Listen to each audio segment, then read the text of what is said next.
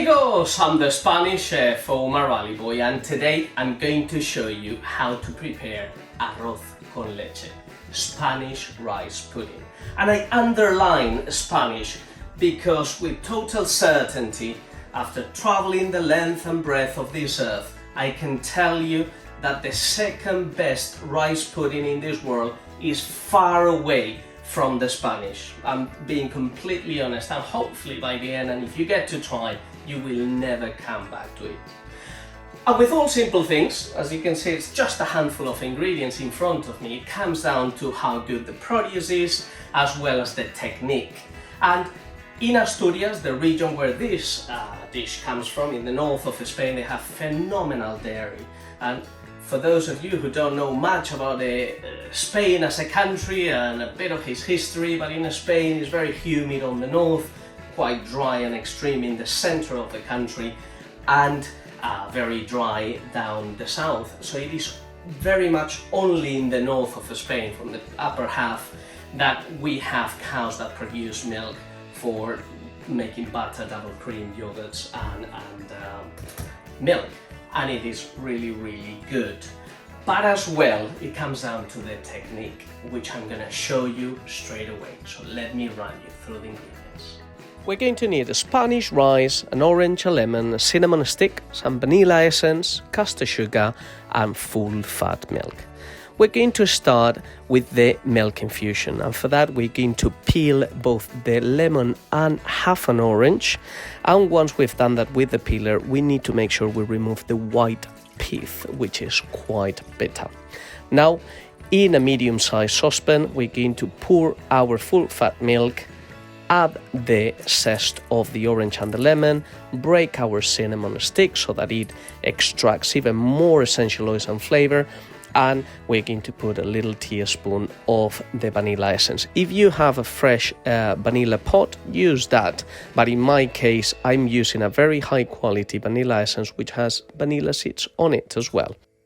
Place your saucepan over medium to low heat until it reaches nearly boiling point, but it doesn't have to. Warmth is good enough to release the essential oils of all the ingredients and infuse. We should cover it with cling film at that point. Unfortunately, I kept my eye out, and as it happens way too frequently, my milk overflowed and it messes up my kitchen and all my burners, which I now have to clean, so keep a good eye on it. Now, on a separate saucepan, we're going to melt the butter over low heat. We're going to stir fry our rice so it sears, so it holds the shape of the grain and it has a better texture after the long cooking that we're going to give to the grain itself. Place the infused milk by its side, place a little colander or quinoa over the top, and we're going to start ladling one ladle at a time for the next about 30 minutes. And we put one ladle, we give it a good stir, let it reduce down, and when there is nothing left, you put another ladle. The longer cooking you give it, the more it will take to absorb the milk. So at the beginning it happens quite quickly, but with time you'll see that it takes a bit longer to absorb. But this is a bit like a risotto way of cooking the rice pudding, which to me it's the perfect one, as it will end up with a really nice texture. After about 30 minutes and after you've added all your milk, you'll see that it still has a runny texture, and we're going to add our sugar, which we incorporate right at the end because otherwise it wouldn't allow it to cook, and we are going to switch off the heat and let it cool down, still stirring the saucepan, and that is what gives it a very nice creamy texture. It just came to my mind a wonderful way of garnishing the rice pudding from my years working for Ferrán Adriá. It's quite creative, but it's a very simple thing, so I'm going to show you how to prepare it as well. And we're going to need some butter, caster sugar, Rice Krispies, and a pinch of cinnamon. Place a wide frying pan over medium heat and form a caramel just with the sugar. Let it melt until it's a little quite golden brown, and at that point you will add your butter and homogenize it by stirring it frequently. We need a big surface because we're going to be adding the Rice Krispies with the cinnamon powder, and you need a large surface to make sure that it all mixes correctly and it fully coats each individual grain of Rice Krispies.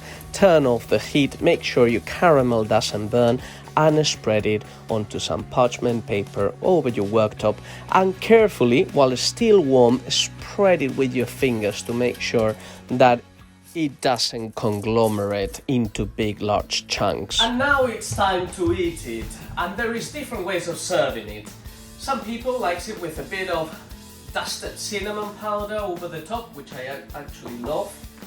Others, and in the region of Asturias, they like to eat it warm to start with, and they would put a little bit of caster sugar or demerara sugar, as I like it, and they will burn it with the iron, because all I have is this torch.